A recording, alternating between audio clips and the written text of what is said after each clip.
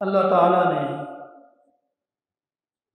رمضان مبارک کا یا روزے کا جو مقصد بیان کیا ہے وہ یہ ہے کہ انسان کے اندر تقوی، پرہیزگاری، للہیت پیدا ہو۔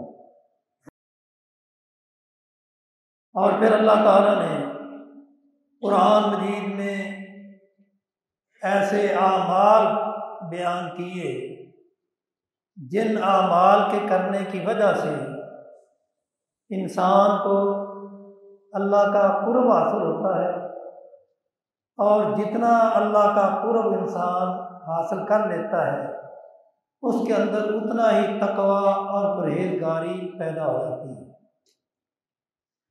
تو اس لیے اللہ تعالیٰ نے سب سے پہلے تو اپنا قرب حاصل کرنے کے لیے جس چیز کا تذکرہ کیا ہے وہ نماز ہے۔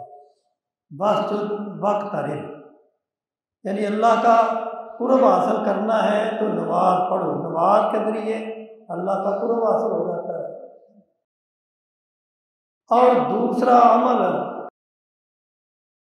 جس کے ذریعے اللہ کا قرب حاصل ہوتا ہے وہ یہ ہے کہ اللہ کی مخلوق کے ساتھ انسان کا تعلق گہرا ہو جائے، اللہ کے ساتھ بھی تعلق گہرا ہو اور اللہ کی مخلوق کے ساتھ بھی تعلق گہرا ہو۔